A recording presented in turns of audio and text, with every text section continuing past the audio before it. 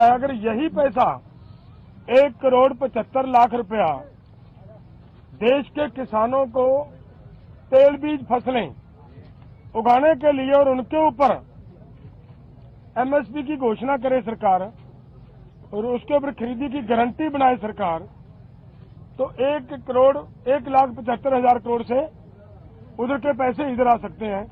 तो मुझे कहीं पे भी ये नजर नहीं आ रहा कि सरकार के ऊपर कहीं से किसी तरह का बोझ पड़ रहा हो।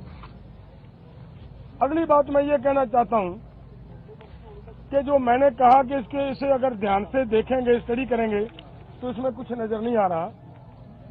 उन्होंने ये कहा कि उन लोगों को, उन किसानों को हम दालों के ऊपर और क्रॉप्स के ऊपर जो हमने 6 क्रॉप्स लिए हैं 5, उनके ऊपर हम खरीदी की गारंटी करेंगे जो डाइवर्सिफिकेशन कर दूसरी क्रॉप्स को छोड़ेंगे। और मेरा इसमें कहने का मतलब है ये उन्हीं को देंगे जिन्होंने धान को छोड़कर मूंग को लगाया होगा। अगर जिन्होंने धान को छोड़कर मूंग को नहीं लगाया, अपने आप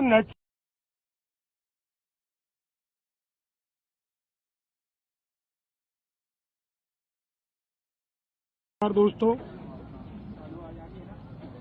सबको सत श्री अकाल, वाहिगुरु जी का खालसा, वाहिगुरु जी की फतेह। आप सबको बड़ी इंतजार थी कि प्रपोजल आई है, उसके ऊपर क्या किया है, क्या उसके बारे में कुछ तरह तरह के विचार चल रहे थे। कोई कुछ बोल रहा था, कोई कुछ बोल रहा था, लेकिन ये दोनों फोरमों की अब चर्चा होने के बाद ये फैसला लिया गया है कि जो सरकार ने प्रपोजल दिया है उस प्रपोजल की अगर उसे नाप तोल किया जाए तो उसमें कुछ नजर नहीं आ रहा।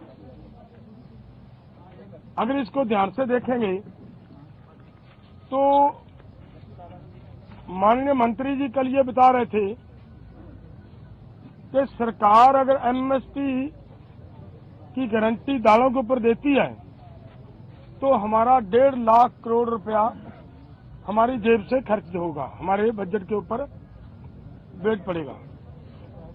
और इसी के बराबर एक खेती माहर साउथ का प्रकाश कामारेड्डी जी के अनुसार केवल 1,75,000 करोड़ रुपया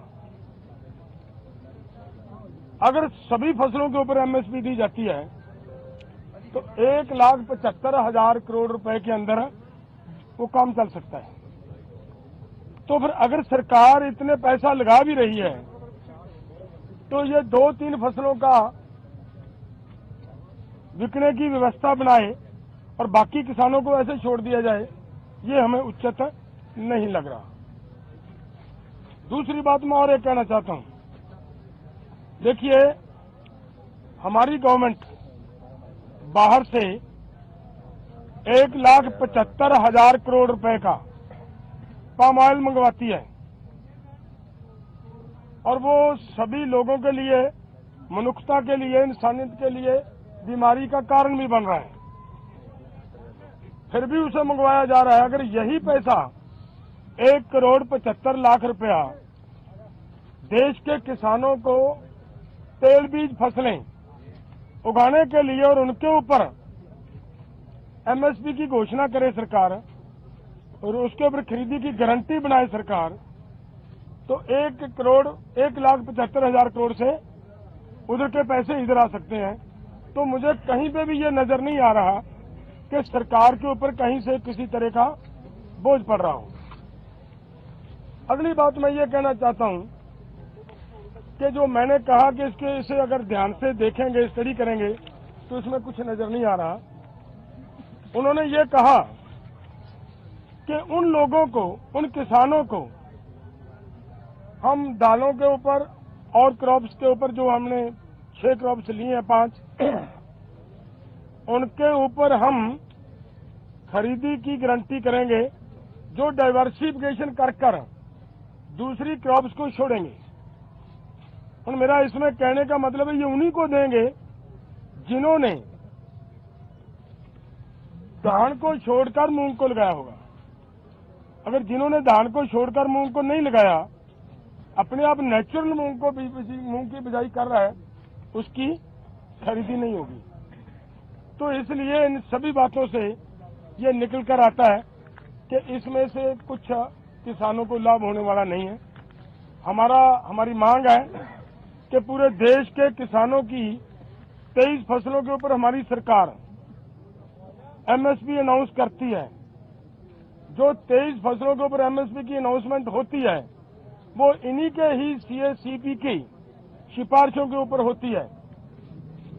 और जब वो देती है सरकार हमें सीएससीपी के अनुसार एमएसपी का मतलब होता है मिनिमम सपोर्ट प्राइस को और गहनता से उसकी पड़चोल करोगे तो उसका मतलब ये होता है कि कम से कम आपको जिंदा रखने के लिए, आपको स्टैंड रखने के लिए एक सपोर्ट दी जा रही है। आपके लिए कोई भी उसमें इनकम देने वाली चीज कोई नहीं है उसमें, और वो भी देते हैं जब, और उसके ऊपर भी सारी फसलों की अगर हम ये मांगते हैं कि जितनी आप कम से कम भी दे रहे हो भाई, उतनी तो बिक जाए, हमारी उस रेट पे तो बिक जाए, और उसके लिए भी वो गारंटी का कानून ना दें, तो इसका मतलब देश का किसान इसी तरह लूटता जा रहे, तो वो हमें स्वीकार नहीं है। इसलिए इन सभी तथ्यों के हिसाब से हम दोनों फोरमों ने आज बैठकर चर्चा करने के बाद ये फैसला लिया है कि ये जो प्रपोजल आई है, ये प्रपोजल किसानों के पक्ष की नहीं है, किसानों के हित की नहीं है, और इसके अनुसार हम इस प्रपोजल को रद्द करते हैं। और बाकी बातचीत हमारे भाई साहब पंदेरी साहब कहेंगे। धन्यवाद। बोलो। हाँ, जैसा डल्लेवाल साहब जी ने बता दिया, भी हमने यकमुक्त इस प्रपोजल को रद्द कर दिया है, और जो ये कॉन्ट्रैक्ट फार्मिंग के नाम पर, डिवर्सिफिकेशन के नाम पर जो धान या गेहूं छोड़कर आएंगे उनके साथ लीगल कॉन्ट्रैक्ट करेगी भारत सरकार। उसमें ऐसा आ रहा था, तो जो बात थी कि अगर पहले से कोई सरसों बीज रहा है और वो उससे नहीं निकला, उसका कुछ नहीं मिलने वाला। जो पैसे पहले से ही ये दालें वगैरह जो बोल रहे हैं वो बीज रहा, तो इस कैटेगरी में नहीं आएगा। हाँ, जो धान या गेहूं को छोड़ेगा वो इस कैटेगरी में आएगा। तो ये अनाउचित हमें बातें नजर आई। हमने इसलिए समय लिया कि पूरे भारतवर्ष के लोग ये ना कहें कि सरकार ने कोई प्रस्ताव भेजा है तो ये आराम से ठंडे मन से सोचते भी नहीं है, उसको ठुकरा देते हैं। लेकिन जो मीटिंग में उन्होंने चाल चलने का यत्न किया वो पूरे देश के समक्ष आज हम रख रहे हैं। तो ये असल में सरकार की नीयत पे खोट है। अगर नीति अच्छी होती, नीयत साफ होती, तो वो ऐसा ना करते। तो जैसे हरि दामोदरन जी का भी जिक्र है, अभी एक स्टडी करता के लिया था, हरिश्चंद्र दामोदरन, उन्होंने भी कहा अभी भाई आप जो तेल बीज है 1,75,000 करोड़ का बाहर से मंगवाते हैं। तो यही अगर अब एमएसपी लीगल गारंटी कानून बना देंगे तो हमें नहीं लगता है कि इससे अधिक राशि की आवश्यकता है। तो हमारी मांग जो ही वही है कि सरकार एमएसपी गारंटी कानून 23 फसलों के ऊपर बना के दे, और जो फसलें रह जाएंगी उसके ऊपर स्टडी करने के बाद सभी फसलों के ऊपर हमें जो है एमएसपी लीगल गारंटी का कानून चाहिए। हम इसी स्टैंड करते हैं, इस पर ही आगे बात होगी। अब भारत सरकार बताएगी हमें कि उन्होंने कर्ज माफी के ऊपर का क्या क्या अभी तक स्टडी किया उन्होंने। हमने तो अपना विचार विमर्श करके आपको बता दिया कि हमारे मन में ये, हम इस प्रपोजल को रद्द करते हैं। अब कर्ज के ऊपर उन्होंने अपनी स्टडी करनी थी, वो क्या कर रहे हैं। जैसे गन्ने के ऊपर C2 प्लस 100% और C2 प्लस 50% का जो फार्मूला है उसके ऊपर भारत सरकार क्या कर रही है। इसी के साथ जैसे WTO से हमने बोला भी खेती सेक्टर को आप बाहर निकालिए, जैसे नरेगा पे ऊपर बात थी कि 200 दिन और 700 रुपया दिहाड़ी, ये सब बातों के ऊपर मंत्री महोदय बोलकर गए थे कि हम भी दिल्ली जाएंगे और वहां से अपनी सरकार से विचार करने के बाद इनको बताएंगे। तो दूसरा, जैसे भारत सरकार विहार दिखा रही है मीटिंग्स में, कि अगर इस प्रपोजल पे हमने बोला कर्ज के ऊपर बताइए, तो बोला पहले इस प्रपोजल पर आप अपनी बात करिए, आगे कर्ज के ऊपर बात करेंगे।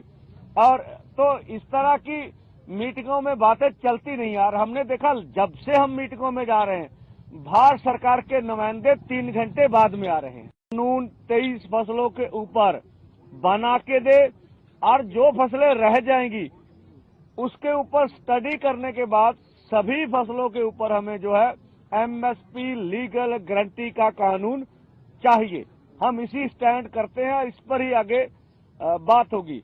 अब भारत सरकार बताएगी हमें कि उन्होंने कर्ज माफी के ऊपर का क्या क्या अभी तक स्टडी की है। हमने तो अपना विचार विमर्श करके आपको बता दिया कि हमारे मन में ये, हम इस प्रपोजल को रद्द करते हैं। अब कर्ज के ऊपर उन्होंने अपनी स्टडी करनी थी, वो क्या कर रहे हैं। जैसे गन्ने के ऊपर C2 प्लस 100% और C2 प्लस 50% का जो फार्मूला है, उसके ऊपर भारत सरकार क्या कर रही है। इसी के साथ जैसे WTO से हमने बोला भी खेती सेक्टर को आप बाहर निकालिए, जैसे नरेगा पे ऊपर बात थी कि 200 दिन और 700 रुपया दिहाड़ी, ये सब बातों के ऊपर मंत्री महोदय बोलकर गए थे कि हम भी दिल्ली जाएंगे और वहां से अपनी सरकार से विचार करने के बाद इनको बताएंगे। तो दूसरा, जैसे भारत सरकार विहार दिखा रही है मीटिंग्स में, कि अगर इस प्रपोजल पे हमने बोला कर्ज के ऊपर बताइए, तो बोला पहले इस प्रपोजल पर आप अपनी बात करिए, आगे कर्ज के ऊपर बात करेंगे। और तो इस तरह की मीटिंगों में बातें चलती नहीं यार। हमने देखा जब से हम मीटिंगों में जा रहे हैं, भारत सरकार के नुमाइंदे 3 घंटे बाद में आ रहे हैं। ये थोड़ा बात होती है। अब हमें समय आप 5:30 का दे रहे हैं, मीटिंग आप 8:10 में शुरू कर रहे हैं, तो इतना तो किसी के पास समय नहीं है। तो वार्ता अगर करनी है, जो समय आप देते हैं उसी समय, चलो 5-10 मिनट की कोई बात नहीं होती है आगे पीछे, तो वो हो जाना चाहिए। तो भारत सरकार की जो सीरियसनेस है वो मीटिंग शुरू होने के बाद ही पता चल जाती है। अभी बात हो जाने दीजिए।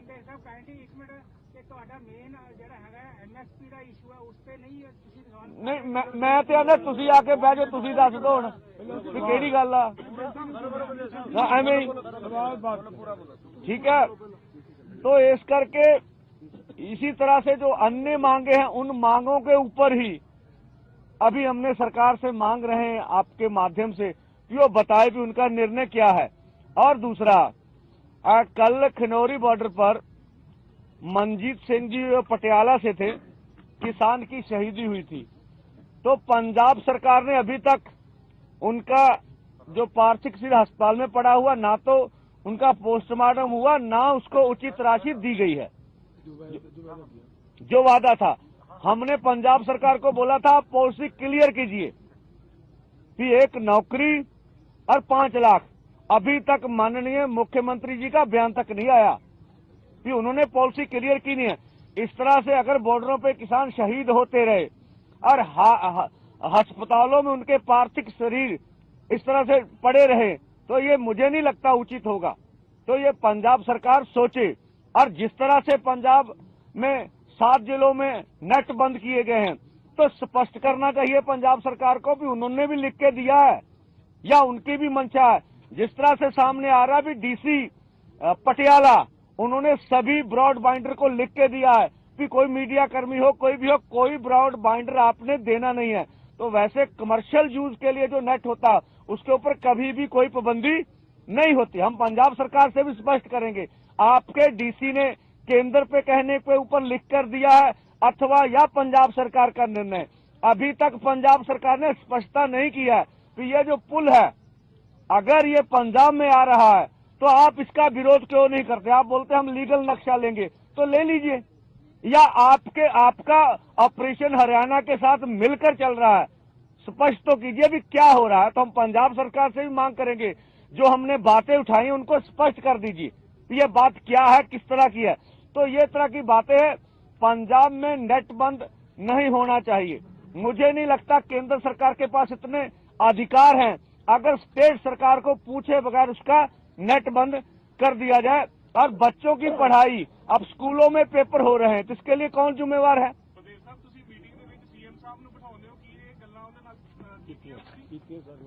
दस दो देखिए,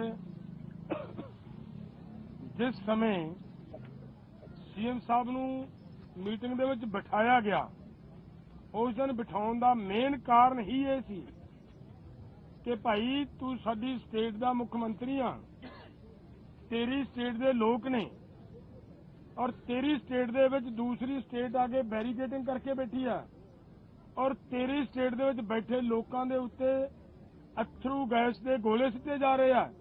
ਇਦੋਂ ਵੀ ਕਹਾ ਅਸੀਂ ਇਹ ਵੀ ਕਿਹਾ ਕਿ ਅਥਰੂ ਗੈਸ ਦੇ ਗੋਲਿਆਂ ਤੋਂ ਅੱਗੇ ਲੰਘ ਕੇ ਸਾਡੇ ਉੱਤੇ ਮੋਰਟਾਰ ਦੇ ਹਮਲੇ ਕੀਤੇ ਗਏ ਇੱਥੇ ਲੋਕਾਂ ਦੇ ਉੱਤੇ, ਜੋ ਅਤੀ ਨਿੰਦਣਯੋਗ ਹੈ। ਇਸੇ ਲਈ ਬਿਠਾਇਆ ਸੀਗਾ ਕਿ ਅੱਜ ਸਾਡਾ ਮੁੱਖ ਮੰਤਰੀ ਇਹਦੇ ਵਿੱਚ ਆਉਣਾ ਚਾਹੀਦਾ। ਆ ਕੇ ਇੱਕ ਗੱਲ ਉਹਨਾਂ ਦੇ ਸਾਹਮਣੇ ਰੱਖੀ ਔਰ ਇਹਨਾਂ ਨੇ ਕਿਹਾ ਉਸ ਵੇਲੇ ਕਿ ਅਸੀਂ ਇਹਦੇ ਤੇ ਨੋਟਿਸ ਲਵਾਂਗੇ, ਲੇਕਿन ਅੱਜ ਤੱਕ ਕੋਈ नोटिस नहीं लिया गया। अगली गल मैं पटेल साहब ये है एक मिनट मेन इशू पे बोलते रहो। मैं जरूरी एमएसपी वाला है कि आप कल रात जो आपकी 3 मांग मुख्य मांग थी, उससे अलग आपको ऑफर कुछ और दे दिया गया, 5 फसलों पर एमएसपी की गारंटी, कपास और मक्का, वो लेकर क्यों आए? वहीं आप रिजेक्ट करके जो बात 24 घंटे क्यों लगी समझने में आपको?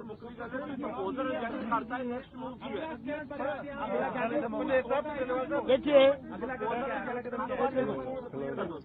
इधर से मुझे लग रहा है आवाज अंजुम जी की आ रही थी। अंजुम जी एक मिनट रुकिए, मैं एक बात और कहनी चाह रहा था, वो भी आपकी बात का जवाब देंगे हम। मैं जो बात पूरी करनी चाह रहा था वो पूरी होने दीजिए, मेरा निवेदन आप सबको भाइयों को।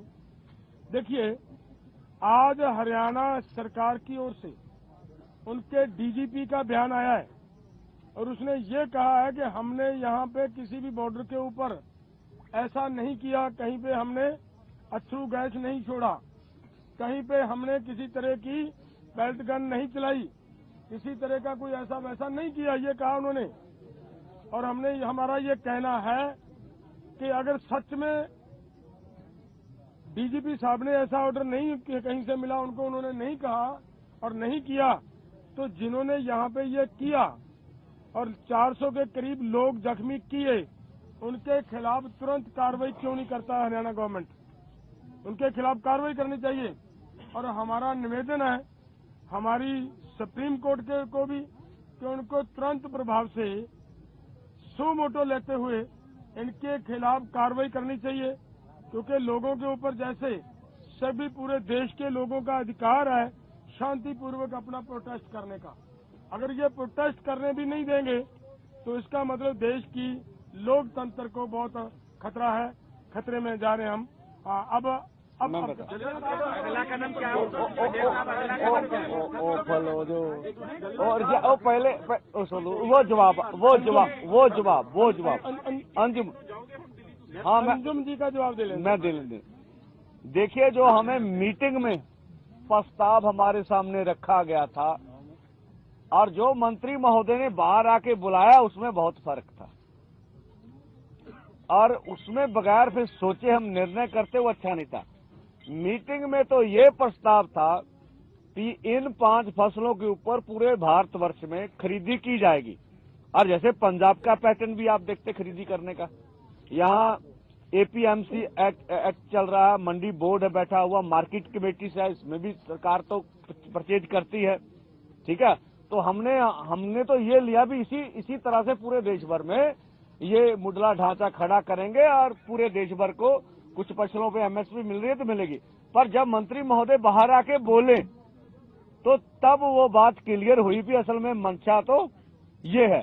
और इस समय में केंद्र की नीयत तो सबके सामने आ गई कि केंद्र वार्ता में कुछ और बात कहता है, बाहर निकल के पीसी में कोई और बात करता। तो इसलिए हमारा इसके ऊपर सोचना जरूरी था। मंत्री जी का बयान हमने आराम से सुना, स्टडी की और सभी से बात करके इसको रद्द कर दिया। और आप ठीक बोल रहे हैं। अगर उन्होंने मंत्री जी ने कहा कि बहुत इनोवेटिव और आउट ऑफ बॉक्स आइडिया किसानों की तरफ से आया, किसान भाइयों ने कहा।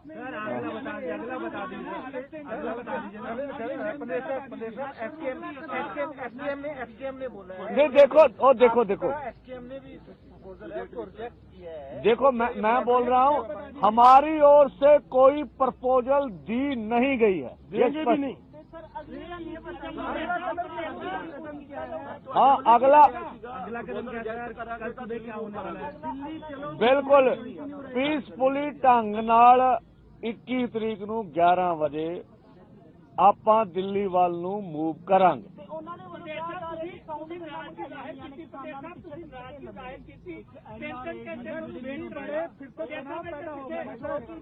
ਡੀਬੀ ਦੇ ਕਰੀਬ ਉੱਚੀ ਆਵਾਜ਼ ਛੱਡਦੇ ਨੇ, ਜਿਸ ਦੇ ਨਾਲ ਲੋਕਾਂ ਨੂੰ ਇਰੀਟੇਸ਼ਨ ਹੋ ਕੇ ਪਿੱਛੇ ਹੋਣਗੇ, ਉਹਦੀ ਕੀ ਤਿਆਰੀ ਹੈ ਕਿਸਾਨਾਂ ਨੂੰ? ਦੇਖੋ, ਅਸੀਂ ਸਰਕਾਰ ਨੂੰ ਅੱਜ ਵੀ ਅਪੀਲ ਕਰਦੇ ਆਂ, ਕੱਲ ਵੀ ਕਰਦੇ ਆਂ ਵੀ ਐਡਾ ਵੱਡਾ ਦੁਨੀਆ ਦਾ ਅੰਦੋਲਨ ਆ, ਉਹ ਟੇਬਲ ਤੇ ਬਹਿ ਕੇ ਸਾਡੇ ਮਸਲੇ ਕਰਦੇ ਹੱਲ।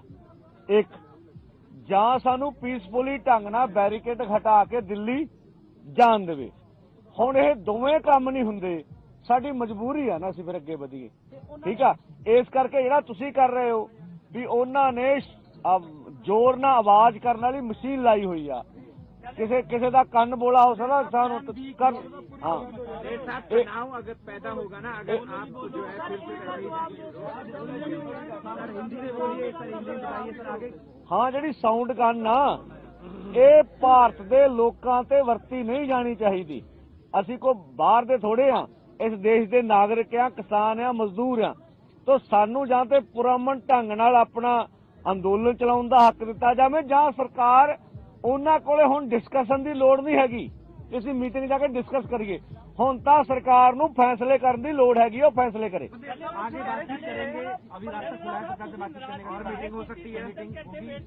अभी आगे वाली मीटिंग नहीं है, ऐसा नहीं कहा। हम वार्ता के लिए हमेशा तैयार है। ਸਾਡੇ ਕੋਲ ਪਲਾਨ B ਹੈਗਾ, ਪਲਾਨ B ਤੁਹਾਡੇ ਕੋਲ ਕਿਵੇਂ ਹੈ, ਕਿਵੇਂ ਤੁਸੀਂ ਅੱਗੇ ਜਾਓਗੇ? ਤੁਸੀਂ ਕਿਹਾ ਜੀ ਸ਼ਾਂਤਮਈ ਤਰੀਕੇ ਨਾਲ ਜਾਵਾਂਗੇ। ਹਾਂ, ਦੇਖੋ ਸਵਾਲ ਕੀ ਹੈ, ਇਹ ਅਜੇ ਸਾਡੀਆਂ ਅੰਦਰ ਬੈਠ ਕੇ ਗੱਲਾਂ ਕਰਨ ਵਾਲੀਆਂ ਨੇ ਕਿ ਕਿਸ ਤਰੀਕੇ ਨਾਲ ਅਸੀਂ ਅੱਗੇ ਵਧਣਾ ਹੈ। ਇਹਦੇ 'ਚ ਕੋਈ ਰੌਲਾ ਨਹੀਂਗਾ ਕਿ ਅੱਗੇ ਵਧਣ ਦਾ ਐਲਾਨ ਹੈ, ਅੱਗੇ ਵਧਣਾ ਹੈ। ਔਰ ਇਹ ਵੀ ਸਾਡੀ ਇਹਦੀ ਵੀ ਕੋਸ਼ਿਸ਼ ਹੈ ਕਿ ਕਿਸੇ ਵੀ ਤਰ੍ਹਾਂ ਦੀ ਇੱਥੇ ਹਿੰਸਾ ਨਹੀਂ ਹੋਣੀ ਚਾਹੀਦੀ ਹੈ। ਸਾਡੇ ਵੱਲੋਂ ਪੂਰਾ ਯਤਨ ਹੈ। ਸਾਰੇ ਅਸੀਂ ਆਪ ਦੀ ਇਸ ਪੀਸੀ ਦੇ ਮਾਧਿਅਮ ਤੋਂ ਸਾਡੇ ਇਸ ਅੰਦੋਲਨ ਦੇ ਵਿੱਚ ਔਰ ਉਧਰਲੇ ਅੰਦੋਲਨ ਦੇ ਵਿੱਚ ਜਿੱਥੇ ਬੈਠੇ ਹਮਾਰੇ ਕਿਸਾਨ ਸਾਥੀ ਹੈ, ਸਭ ਨੂੰ ਸਾਡੀ ਹੱਥ ਜੋੜ ਕੇ ਅਪੀਲ ਹੈ ਕਿ ਸ਼ਾਂਤੀ ਬਣਾ ਕੇ ਹੀ ਅੰਦੋਲਨ ਜਿੱਤੇ ਜਾਂਦੇ ਨੇ। ਸਰਕਾਰਾਂ ਚਾਹੁੰਦੀਆਂ ਨੇ ਕਿ ਤੁਹਾਨੂੰ ਉਗਰ ਕਰਕੇ ਅੰਦੋਲਨ ਨੂੰ ਖੰਡਾਇਆ ਜਾਏ, ਲੇਕਿਨ ਸਾਡੀ ਸਰਕਾਰ ਨੂੰ ਅਪੀਲ ਹੈ ਕਿ ਸਾਡਾ ਦਿੱਲੀ ਜਾਣ ਦਾ ਜੋ ਪ੍ਰੋਗਰਾਮ ਹੈ, ਜਾਂ ਤਾਂ ਸਾਡੀਆਂ ਮੰਗਾਂ ਮੰਨ ਕੇ ਤੇ ਸਾਡਾ ਮਸਲਾ ਹੱਲ ਕਰੇ, ਨਹੀਂ ਕਰਦੀ ਤਾਂ ਸਾਨੂੰ ਫਿਰ ਆਰਾਮ ਨਾਲ ਦਿੱਲੀ ਬੈਠਣ ਦੇਵੇ। ਫਿਰ ਕੀ ਦਿੱਕਤ ਹੈ ਸਰਕਾਰ ਨੂੰ? ਦਿੱਲੀ ਕਿਹੜਾ ਮਤਲਬ ਇੱਕ ਕਿਸੇ ਸਰਕਾਰ ਨੇ ਕੋਈ ਬੈਠਕ ਕਰਾਈ ਨਹੀਂ, ਉਹ ਤਾਂ ਪੂਰੇ ਦੇਸ਼ 'ਚ ਦਿੱਲੀ ਹੈ ਜੀ। ਵੱਖਰੀ ਥਾਂ ਮੰਗੀ ਸੀ ਦਿੱਲੀ ਬੈਠਣ ਲਈ, ਅਗਰ ਨਹੀਂ ਮਿਲਦੀ ਹੈ ਤਾਂ ਉਸੇ ਤਰ੍ਹਾਂ ਸਿੰਘੂ ਬਾਰਡਰ ਵਗੈਰਾ ਟਿਕਰੀ ਵਗੈਰਾ ਬੈਠੂਗੇ ਜਿਵੇਂ ਪਹਿਲਾਂ। ਉਹ ਦੇਖੋ, ਅਸੀਂ ਤਾਂ ਜੰਤਰ ਮੰਤਰ ਮੰਗੀ ਸੀ, ਵੱਖਰੀ ਕੋਈ ਨਹੀਂ ਸੀ ਮੰਗੀ ਹੈਗੀ। ਹੁਣ ਜੰਤਰ ਮੰਤਰ ਤੇ ਸਰਕਾਰ ਨੇ ਕੋਈ ਦੱਸਿਆ ਨਹੀਂ ਹੈਗਾ। ਹਰਿਆਣਾ ਪੁਲਿਸ ਆਗੇ ਜਾਣ ਦੇਗੀ। ਧਰਨਾ ਤੇ ਮੀਟਿੰਗ ਆ ਉਹ ਇੱਕੋ ਟਾਈਮ ਤੇ ਨਹੀਂ ਹੋ ਸਕਦੀ। ਅਗਲੀ ਵਾਰ ਜਦੋਂ ਆਓਗੇ ਤੇ ਧਰਨਾ ਖਤਮ ਕਰਕੇ ਆਓ, ਆਪਾਂ ਤੁਹਾਡੀ ਮੰਗਾਂ ਮੰਨ ਲਾਂਗੇ। ਦੇਖੋ, ਇਸ ਰੂਪ ਵਿੱਚ ਤਾਂ ਨਹੀਂ ਗੱਲ ਆਈ। ਚੱਲ ਜੇ ਤੁਹਾਡੇ ਕੋਲ ਸੋਰਸ ਕੋ ਵੱਖਰੇ ਨੇ, ਐ ਨਹੀਂ ਹੁੰਦਾ। ਅਸੀਂ ਹਮੇਸ਼ਾ ਅੰਦੋਲਨ ਦੇ ਵਿੱਚ 3 ਵਾਰੀ ਸਰਕਾਰ ਆ ਗਈ, ਠੀਕ ਆ, ਤਾਂ ਉਹਨੇ ਗੱਲਬਾਤ ਵੀ ਕੀਤੀ ਹੈਗੀ ਆ। तो इस करके जो इस किस्म की अप्रोच किते केंद्र की हैगी आ, तो मैनूं लगदा है कोई लोकतांत्रिक तरीकाकार नहीं हैगा। सर, 21 तारीख को अगर आप जाएंगे 11 बजे तो फिर जो वायलेंस होगा उसकी जिम्मेदारी किसकी होगी? आप बताइए, ये जो बैरिकेड लगा आपको इसका वायलेंस नहीं दिखता है?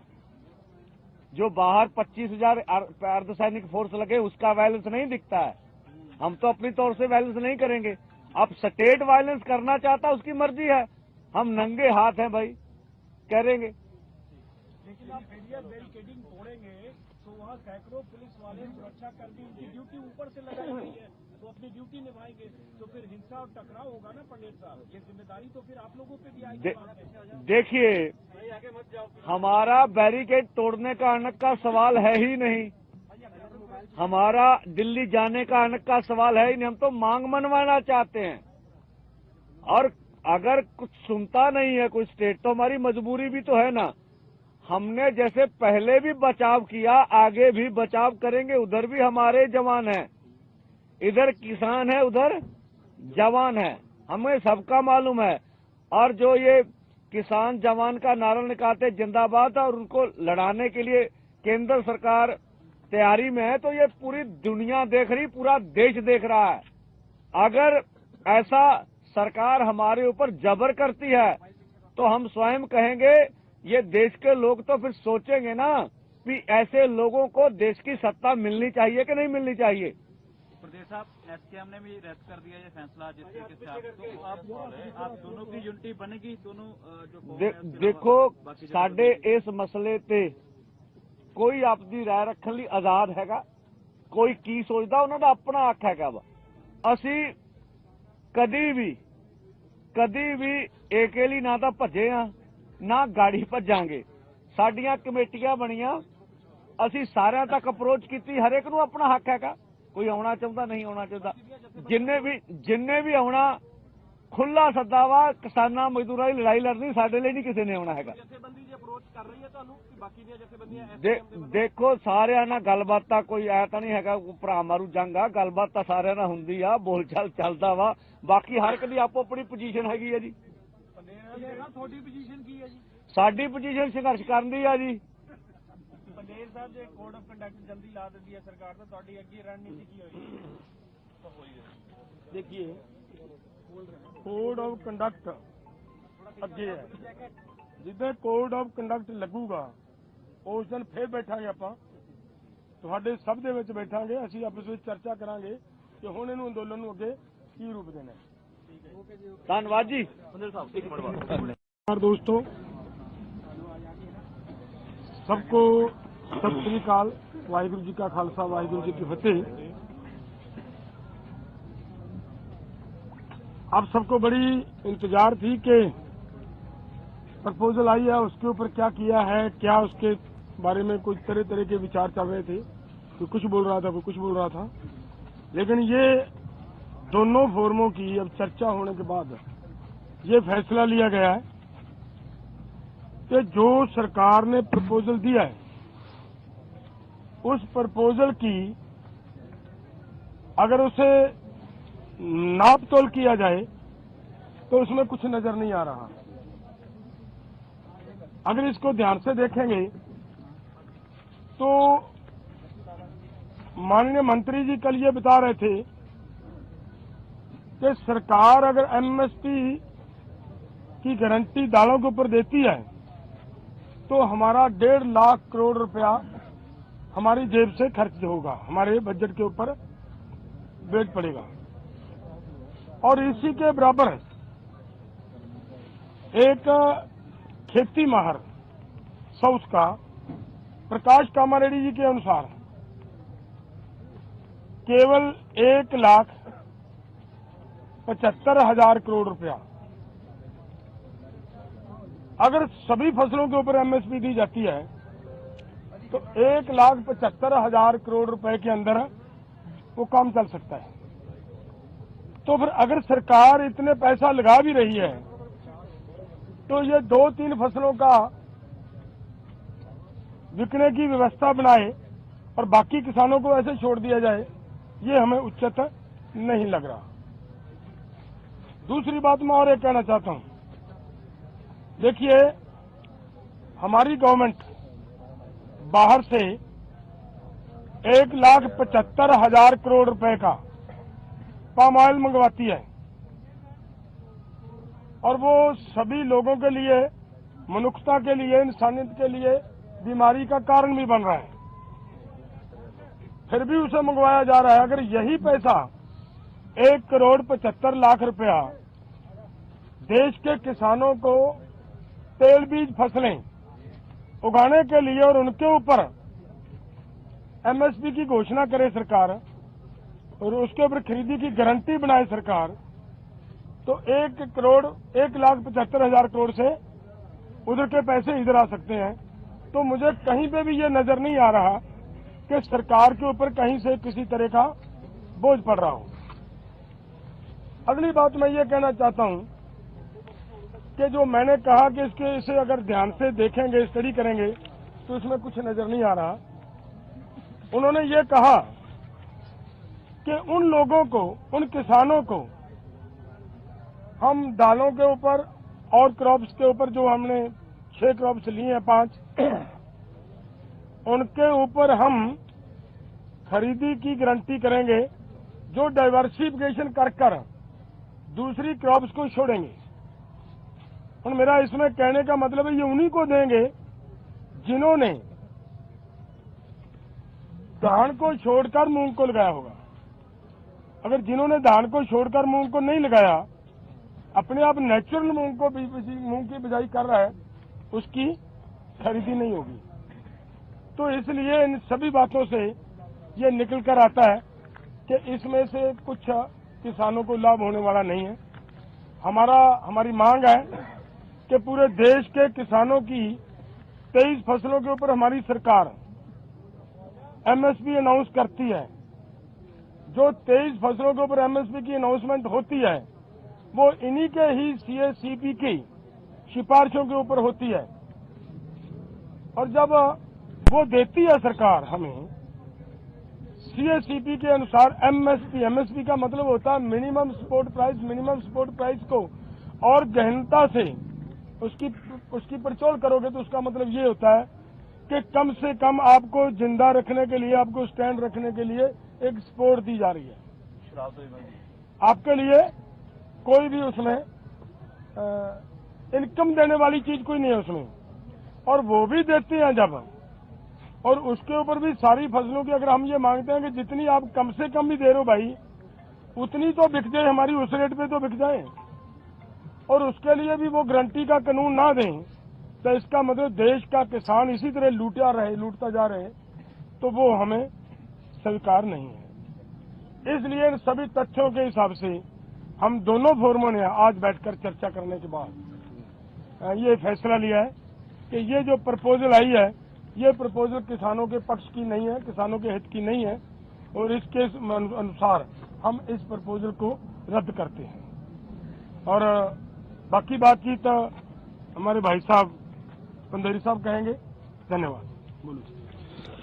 हाँ, जैसा डल्लेवाल साहब जी ने बता दिया, अभी हमने यकमुक्त इस प्रपोजल को रद्द कर दिया है, और जो ये कॉन्ट्रैक्ट फार्मिंग के नाम पर, डिवर्सिफिकेशन के नाम पर जो धान या गेहूं छोड़कर आएंगे उनके साथ लीगल कॉन्ट्रैक्ट करेगी भारत सरकार। उसमें ऐसा आ रहा था, तो जो बात थी भी अगर पहले से कोई सरसों बीज रहा है और वो उससे नहीं निकला, उसका कुछ नहीं मिलने वाला। जो पैसे पहले से ही ये दालें वगैरह जो बोल रहे हैं वो बीज रहा, तो इस कैटेगरी में नहीं आएगा। हाँ, जो धान या गेहूं को छोड़ेगा वो इस कैटेगरी में आएगा। तो ये अनाउचित हमें बातें नजर आई। हमने इसलिए समय लिया कि पूरे भारतवर्ष के लोग ये ना कहें कि सरकार ने कोई प्रस्ताव भेजा है तो ये आराम से ठंडे मन से सोचते भी नहीं है, उसको ठुकरा देते हैं। लेकिन जो मीटिंग में उन्होंने चाल चलने का यत्न किया वो पूरे देश के समक्ष आज हम रख रहे हैं। तो ये असल में सरकार की नीयत पे खोट है। अगर नीति अच्छी होती, नीयत साफ होती, तो वो ऐसा ना करते। तो जैसे हरि दामोदरन जी का भी जिक्र है, अभी एक स्टडी करता के लिया था, हरीश दामोदरन, उन्होंने भी कहा अभी भाई आप फार्म जो तेल बीज है 1,75,000 करोड़ का बाहर से मंगवाते हैं। तो यही अगर अब एमएसपी लीगल गारंटी कानून बना देंगे तो हमें नहीं लगता है कि इससे अधिक राशि की आवश्यकता है। तो हमारी मांग जो ही वही है कि सरकार एमएसपी गारंटी कानून 23 फसलों के ऊपर बना के दे, और जो फसलें रह जाएंगी उसके ऊपर स्टडी करने के बाद सभी फसलों के ऊपर हमें जो है एमएसपी लीगल गारंटी का कानून चाहिए। हम इसी स्टैंड करते हैं, इस पर ही आगे बात होगी। अब भारत सरकार बताएगी हमें कि उन्होंने कर्ज माफी के ऊपर का क्या क्या अभी तक स्टडी की है। हमने तो अपना विचार विमर्श करके आपको बता दिया कि हमारे मन में ये, हम इस प्रपोजल को रद्द करते हैं। अब कर्ज के ऊपर उन्होंने अपनी स्टडी करनी थी, वो क्या कर रहे हैं। जैसे गन्ने के ऊपर C2 प्लस 100% और C2 प्लस 50% का जो फार्मूला है, उसके ऊपर भारत सरकार क्या कर रही है। इसी के साथ जैसे WTO से हमने बोला भी खेती सेक्टर को आप बाहर निकालिए। जैसे नरेगा पे ऊपर बात थी कि 200 दिन और 700 रुपया दिहाड़ी, ये सब बातों के ऊपर मंत्री महोदय बोलकर गए थे कि हम भी दिल्ली जाएंगे और वहां से अपनी सरकार से विचार करने के बाद इनको बताएंगे। तो दूसरा, जैसे भारत सरकार विहार दिखा रही है मीटिंग्स में कि अगर इस प्रपोजल पे हमने बोला कर्ज के ऊपर बताइए, तो बोला पहले इस प्रपोजल पर आप अपनी बात करिए, आगे कर्ज के ऊपर बात करेंगे। और तो इस तरह की मीटिंगों में बातें चलती नहीं। यार, हमने देखा जब से हम मीटिंगों में जा रहे हैं, भारत सरकार के नुमाइंदे 3 घंटे बाद में आ रहे हैं। कानून 23 फसलों के ऊपर बना के दे और जो फसलें रह जाएंगी उसके ऊपर स्टडी करने के बाद सभी फसलों के ऊपर हमें जो है एमएसपी लीगल गारंटी का कानून चाहिए। हम इसी स्टैंड करते हैं, इस पर ही आगे बात होगी। अब भारत सरकार बताएगी हमें कि उन्होंने कर्ज माफी के ऊपर का क्या क्या अभी तक स्टडी की है। हमने तो अपना विचार विमर्श करके आपको बता दिया कि हमारे मन में ये, हम इस प्रपोजल को रद्द करते हैं। अब कर्ज के ऊपर उन्होंने अपनी स्टडी करनी थी, वो क्या कर रहे हैं। जैसे गन्ने के ऊपर C2 प्लस 100% और C2 प्लस 50% का जो फार्मूला है, उसके ऊपर भारत सरकार क्या कर रही है। इसी के साथ जैसे WTO से हमने बोला भी खेती सेक्टर को आप बाहर निकालिए। जैसे नरेगा पे ऊपर बात थी कि 200 दिन और 700 रुपया दिहाड़ी, ये सब बातों के ऊपर मंत्री महोदय बोलकर गए थे कि हम भी दिल्ली जाएंगे और वहां से अपनी सरकार से विचार करने के बाद इनको बताएंगे। तो दूसरा, जैसे भारत सरकार विहार दिखा रही है मीटिंग्स में कि अगर इस प्रपोजल पे हमने बोला कर्ज के ऊपर बताइए, तो बोला पहले इस प्रपोजल पर आप अपनी बात करिए, आगे कर्ज के ऊपर बात करेंगे। और तो इस तरह की मीटिंगों में बातें चलती नहीं। यार, हमने देखा जब से हम मीटिंगों में जा रहे हैं, भारत सरकार के नुमाइंदे 3 घंटे बाद में आ रहे हैं। ये थोड़ा बात होती है। अब हमें समय आप 5:30 का दे रहे हैं, मीटिंग आप 8:10 में शुरू कर रहे हैं, तो इतना तो किसी के पास समय नहीं है। तो वार्ता अगर करनी है, जो समय आप देते हैं उसी समय, चलो 5-10 मिनट की कोई बात नहीं होती है आगे पीछे, तो वो हो जाना चाहिए। तो भारत सरकार की जो सीरियसनेस है वो मीटिंग शुरू होने के बाद ही पता चल जाती है। अभी बात हो जाने दीजिए।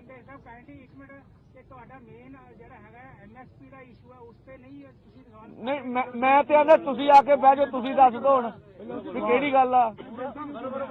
एवें ही ठीक है। तो इस करके इसी तरह से जो अन्य मांगे हैं, उन मांगों के ऊपर ही अभी हमने सरकार से मांग रहे हैं आपके माध्यम से कि वो बताए भी उनका निर्णय क्या है। और दूसरा, कल खनौरी बॉर्डर पर मनजीत सिंह जी पटियाला से थे, किसान की शहीदी हुई थी। तो पंजाब सरकार ने अभी तक उनका जो पार्थिव शरीर अस्पताल में पड़ा हुआ, ना तो उनका पोस्टमार्टम हुआ, ना उसको उचित राशि दी गई है। जो वादा था, हमने पंजाब सरकार को बोला था आप पॉलिसी क्लियर कीजिए कि 1 नौकरी और 5 लाख। अभी तक माननीय मुख्यमंत्री जी का बयान तक नहीं आया कि उन्होंने पॉलिसी क्लियर की नहीं है। इस तरह से अगर बॉर्डरों पे किसान शहीद होते रहे और अस्पतालों में उनके पार्थिव शरीर इस तरह से पड़े रहे, तो ये मुझे नहीं लगता उचित होगा। तो ये पंजाब सरकार सोचे। और जिस तरह से पंजाब में 7 जिलों में नेट बंद किए गए हैं, तो स्पष्ट करना चाहिए पंजाब सरकार को भी उन्होंने भी लिख के दिया है या उनकी भी मंशा है जिस तरह से सामने आ रहा भी डीसी पटियाला, उन्होंने सभी ब्रॉड बाइंडर को लिख के दिया है कि कोई मीडिया कर्मी हो, कोई भी हो, कोई ब्रॉड बाइंडर आपने देना नहीं है। तो वैसे कमर्शियल यूज के लिए जो नेट होता उसके ऊपर कभी भी कोई पाबंदी नहीं होती। हम पंजाब सरकार से भी स्पष्ट करेंगे, आपके डीसी ने केंद्र पे कहने पे ऊपर लिख कर दिया है अथवा या पंजाब सरकार का निर्णय, अभी तक पंजाब सरकार ने स्पष्टता नहीं किया है कि ये जो पुल है, अगर ये